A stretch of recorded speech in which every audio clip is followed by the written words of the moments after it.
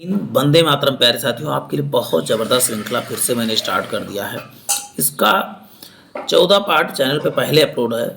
Chapter wise जो है 1200 question की श्रृंखला जो चल रही थी, उसका आज 15वां पार्ट लेके आए हैं। जिन्होंने भी प्रीवियस पार्ट नहीं देखा चैनल पे विजिट करके देख सकता। बहुत ज़बरदस्त क्वेश्चन आंसर है शामिल किए जा रहे हैं। एक एक चैप्टर आप देख लेते हैं तो आपकी बायोलॉजी से संबंधित समस्याएं खत्म होने वाली हैं। चलते हैं आज की श्रृंखला को प्रारंभ करते हैं प्यारे साथियों। क्वेश्चन है, निम्नलिखित में से गर्म खून युक्त प्राणी कौन सा है। आज के सेशन का पहला क्वेश्चन आपको स्क्रीन पर दिख रहा है। निम्न में से गर्म खून युक्त प्राणी कौन से हैं।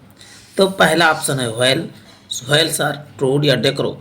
तो इसका उत्तर हो जाएगा व्हेल जो है गर्म खून युक्त प्राणी। गर्म खून युक्त मतलब ये हमेशा जो है वार्म ब्लडेड एनिमल हर मौसम में दिखाई पड़ते हैं। चलते से मनुष्य है, वार्म ब्लडेड एनिमल है। चलते ही नेक्स्ट क्वेश्चन देखते हैं प्यारे साथियों। क्वेश्चन है, किस वर्ग के खून को सर्वात्रिक या सर्वाधिक प्राप्तकर्ता या अदाता के रूप में जाना जाता है। तो प्राप्त करना है तो आपको बता दूं, ए बी को जो है सर्वग्राही या सार्वभौमिक प्राप्तकर्ता या अदाता के रूप में जाना जाता है। तो आप बताओगे ए बी। और सर्वदाता के रूप में किसे जाना जाता है, सर्वदाता के रूप में, यानी सबको देने वाला, तो ओ को माना जाता है। चलते हैं नेक्स्ट क्वेश्चन देखते फिर चाहते हो। आरबीसी यानी लाल रक्त कोशिकाओं की कोशिकीय शोषण नहीं करती, क्योंकि इनमें क्या नहीं होता है, इनमें माइट्रोकांडिया, इसमें नाभिक, इसमें इंडोप्लाज्मिक रेटिकुलम या लाइसोसोम क्या नहीं होता है। तो इसका उत्तर प्यारे साथियों क्या हो जाएगा, इसमें माइट्रोकांडिया नहीं होता, यानी ऑप्शन क्या हो जाएगा, ए करेक्ट हो जाएगा। क्योंकि श्वसन कौन करता है, तो आप बताओगे माइट्रोकांडिया। और माइट्रोकांडिया को और किस नाम से जाना जाता है, ऊर्जा के घर के रूप में जाना जाता है। चलते ही नेक्स्ट क्वेश्चन देखते हैं प्यारे साथियों। जब रक्त वाहिकाओं में बहता रक्त थक्का नहीं बनता है तो अथवा असफल रहता है, तो इसमें किसकी कमी होती है, हिपैरिन की, प्रोथ्राम्बिन की, हीमोग्लोबिन की या हिड्रोडिन की। किसकी कमी हो जाती है, तो हिपैरिन की कमी हो जाती है। और इससे ब्लड क्लॉट, रक्त का थक्का नहीं, गलत है। इसमें क्या हो जाएगा, हिपैरिन के कारण जो है शरीर में शरीर थक्का बन नहीं जमता, इसमें असफल रहता है। और ये क्या लिखा हुआ, इसमें उपस्थित होता है। अच्छा हाँ, ठीक ठीक। क्यों थक्का नहीं जमता शरीर के अंदर, तो सही है, हिपैरिन के कारण जो है रक्त के अंदर थक्का, शरीर के अंदर थक्का नहीं जमता। यदि बाहर थक्का ना जमे तो इसका मतलब है प्रोथ्रोम्बिन जो है इसमें या विटामिन के की कमी हो रही है इसको। चलते हैं, हीमोग्लोबिन में सम्मिलित धातु कौन है। हीमोग्लोबिन में कौन सी धातु पाई जाती है, तांबा पाई जाती है, हीमोग्लोबिन या आयरन या लोहा या मैग्नीशियम। तो हीमोग्लोबिन में जो है आयरन नामक धातु पाई जाती है, जिस यदि आयरन की कमी हो जाए तो रक्त अल्पता नामक बीमारी हो जाती है। मनुष्य में आरबीसी की जीवन चक्र कितना होता है, तो आरबीसी का आपको आंसर दिख रहा होगा, 120 दिन होता है। चलते हैं नेक्स्ट क्वेश्चन देखते हैं। रक्त का पीएच मान, रक्त तथा आंसू का पीएच मान कितना होता है। पहला ऑप्शन है 7.2, 7.8, 6.6 और 4, 7.4। तो इसका उत्तर हो जाएगा रक्त तथा आंसू का पीएच मान क्या हो जाएगा, 7.4। सच में रक्त खून के आंसू हो गए सच में, तो 7 से 7 और 4 से 4 आपको याद कर लेना है। चलते हैं नेक्स्ट क्वेश्चन देखते हैं प्यारे साथियों। रक्त के थक्के के निर्माण में किस एंजाइम को युक्तिकरण अथवा जुड़ाव होता है। पहला है पेप्टेन, पेप्टेज, पेप्सिन, पक्षी या स्तनधारी।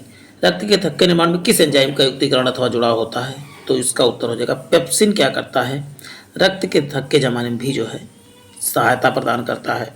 चलते हैं, और प्रोटीन के पाचन में भी सहायक है। चलते हैं, देखिए ऑक्सीकृत तथा अनॉक्सीकृत रक्त मिश्रित रूप में पाए जाते हैं। तो आप बताओ, उभयचर, यानी ये जल में भी रह सकता है, थल में भी रहता है। इसी में क्या होता है, अनॉक्सीकृत तथा ऑक्सीकृत दोनों होते हैं। चलते हैं नेक्स्ट क्वेश्चन। रक्त समूह की खोज किसने किया था, तो रक्त समूह की खोज किसने किया, आप बताओगे प्यारे साथियों, लैंडस्टीनर तथा बीनर ने किया था। चलते हैं इसको वन लाइनर फॉर्म में देखते हैं, क्योंकि इसमें आंसर पहले ही दिया जा रहा है कुछ टेक्निकल प्रॉब्लम की वजह से। क्या होगा यदि एक व्यक्ति जो रक्त के असंगत यानी गलत रूप से प्राप्त कर दिया जाए, तो क्या होगा उसमें, तो उसमें लाल रक्त कोशिकाओं का संयोजन या संयोग हो जाएगा और ब्लड क्लॉट हो जाएगा और व्यक्ति की मृत्यु हो जाएगी, या गलत ब्लड दे दिया जाए तो। आरएच फैक्टर किससे संबंधित है, आरएच फैक्टर किससे संबंधित प्यारे साथियों, तो रिसर्च फैक्टर से संबंधित, इसका फुल फॉर्म रिसर्च है। ये बंदर में पहली बार इसकी खोज हुई थी। सामान्य वयस्क मनुष्य में आरबीसी को गिने संख्या कितनी होती है? तो लगभग 5.5 मिलियन जो है इनकी संख्या होती है। नेक्स्ट है, रक्त का थक्का रोधी बनाने में कौन सहायक है? तो रक्त का थक्का रोधी बनाने में, तो थक्का ना जमने देने में कौन सहायक? तो आप बताओ, हिपैरिन है। देखिए उसी क्वेश्चन का अलग रूप है। चलते हैं, मनुष्य के लाल रक्त का कारक कौन है? लाल रक्त किसके कारण होता है? तो आप बताओगे हीमोग्लोबिन के कारण जो मनुष्य का रक्त क्या होता है? लाल होता है। नेक्स्ट है, ऊंची जगहों अथवा ऊंचे स्थानों पर मानव शरीर में लाल रक्त कणों की संख्या क्या होगी? जब भी हम ऊंचाई पे जाते हैं, पहाड़ों पे जाते हैं, तो हमारे लाल रक्त की संख्या क्या होती है?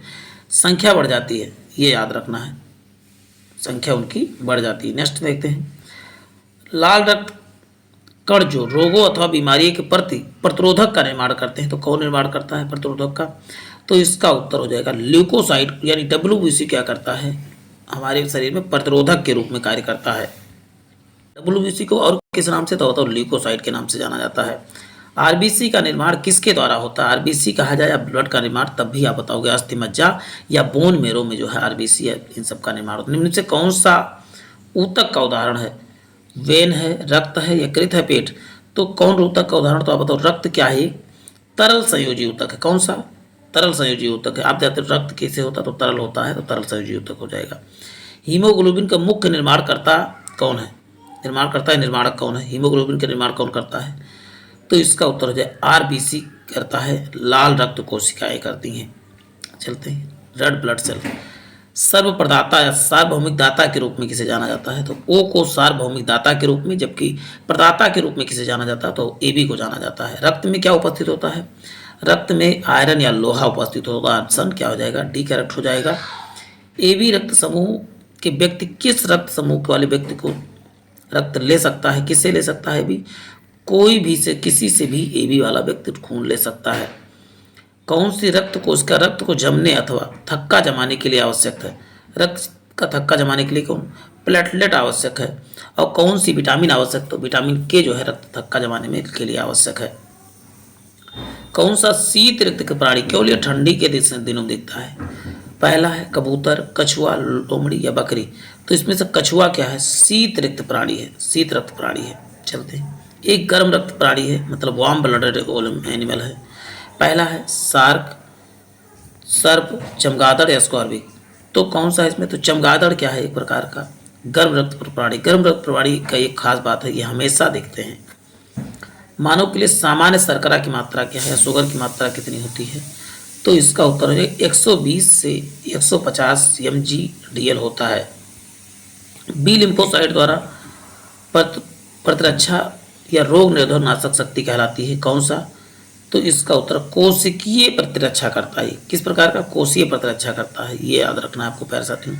नेक्स्ट है, यदि किसी माता पिता के एक व्यक्ति के रक्त का AB है और अन्य का O है, तो उनमें उनके संतान में रक्त समूह की संभावना कौन सी होगी? उनका संतान का रक्त समूह क्या होगा? A या B दोनों हो सकता है।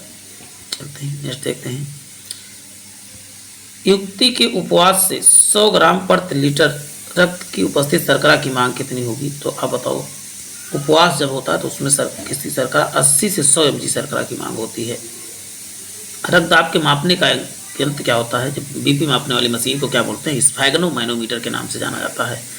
रक्तचाप शब्द का उपयोग किया जाता है किसके लिए? तो रक्तदाब में, यहाँ पर उच्च रक्तचाप की बात की गई है, तो किसके लिए किया जाता है?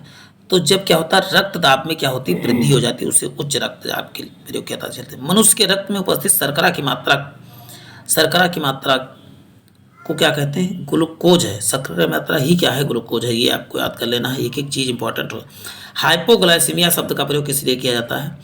तो जब रक्त के निम्न शर्करा, जब रक्त में क्या होता है, शर्करा की मात्रा घट जाती है, उसे हाइपोग्लाइसीमिया आपको बताओ, जब बढ़ जाती है उसे हाइपरग्लाइसीमिया कहा जाता है।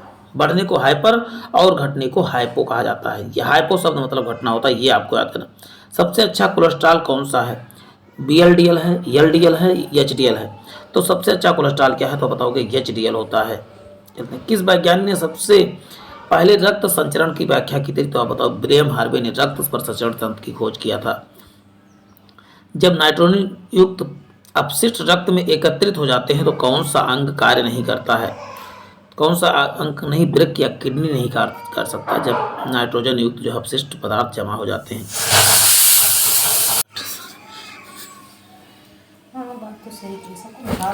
ऑक्सीकृत रक्त या यकृत तक कौन सी रक्त नलिका ले जाती है? तो हेपेटिक धमनी जो है ले जाती है। चलते हैं। एक व्यक्ति जिसका रक्त बी है वह व्यक्ति को आसानी से रक्तदान किसे रक्त आसानी से रक्तदान कर सकता है? तो बी को कर सकता है और ए बी दोनों को आसानी से जो है रक्त दे सकता है। रक्त विनिमय द्वारा किसका हस्तांतरण होता है? तो रक्त विनिमय द्वारा जो किस बीमारी का? तो HIV जो है रक्त से फैलता है, तो HIV एड्स जो है आसानी से पहुंच सकता है।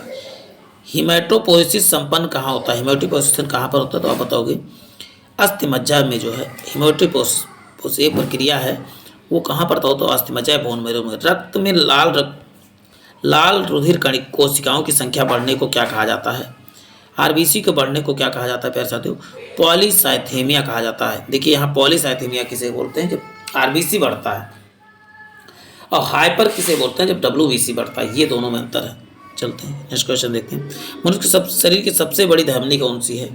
तो महाधमनी, इसी को एरोटा के नाम से जाना जाता है। सबसे बड़ी धमनी क्या हो जाएगा? महाधमनी हो जाएगी। RBC रंग किसकी उपस्थिति के कारण से होता है? तो हीमोग्लोबिन के कारण जो है RBC का रंग लाल होता है। सर्वात्रिक दाता किसे कहा था? दाता किसे कहते हैं? तो O को सर्वात्रिक और ग्राही किसे? AB को कहा जाता है। कि क्वेश्चन कई बार मिल चुका। हीमोफीलिया का लक्षण कौन सा है? तो रक्त का थक्का ना बनना जो है हीमोफीलिया का लक्षण है। रक्त का थक्का ना बनना, हीमोफीलिया एक बीमारी है, एक जेनेटिक बीमारी, इसमें रक्त का थक्का नहीं बनता है। हीमोग्लोबिन से बंधता ज़्यादा बनती, किससे बंधता बना लेता? तो कार्बन मोनोऑक्साइड जो है हीमोग्लोबिन से बंधता बना लेता है, जिससे क्या होता है? व्यक्ति की मृत्यु भी हो सकती है। हृदय में संकुचन किस नाम से जाना जाता है? संकुचन को किस नाम से? सिस्टोल को, और फैलने को डायसिस्टोल कहा जाता है। चलते हैं।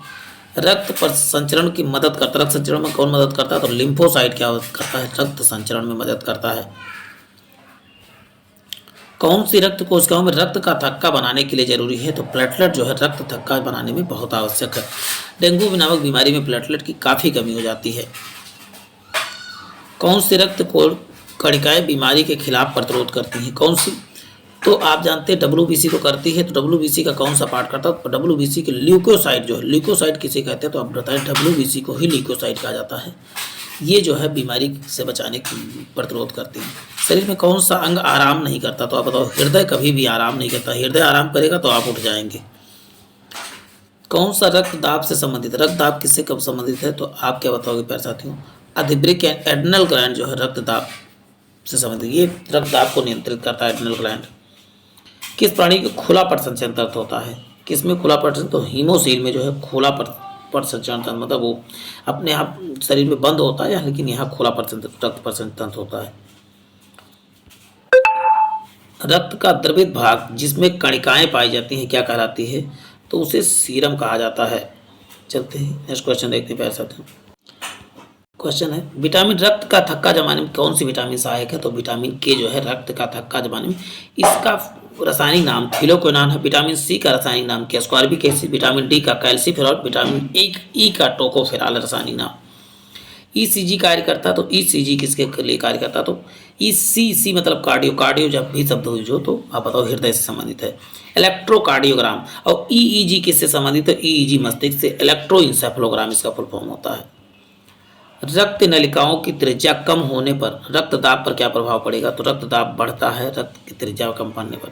नेक्स्ट है, मनुष्य के शरीर में अपर्याप्त मात्रा में रक्त की आपूर्ति को क्या कहते हैं? जब अपर्याप्त मात्रा में रक्त आए तो उसे बोलते हैं इस्केमिया।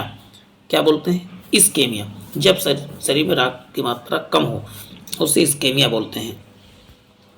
इन सबको एक साथ लिख लेना प्यारे साथियों, नहीं तो आप कंफ्यूज हो जाएंगे। RH का कारक दर्शाता है। RH क्या बोलता है? रीसस कारक को दर्शाता है।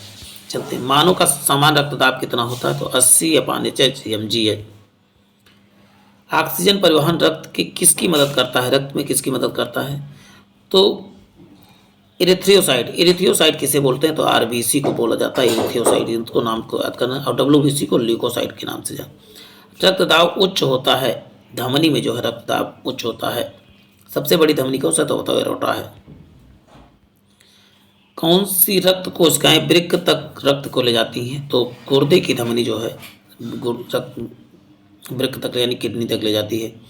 कौन सी नलिका रक्त को फेफड़ों तक ऑक्सीजन पहुंचाती है, फेफड़ों की धमनी जो है फेफड़ों तक ऑक्सीजन पहुंचाती है। चलते हैं, लाल रक्त कोशिकाओं को कब्रिस्तान किसे कहा जाता है, प्लीहा को जो है आरबीसी का कब्रिस्तान या कब्रगाह के नाम से जाना जाता है।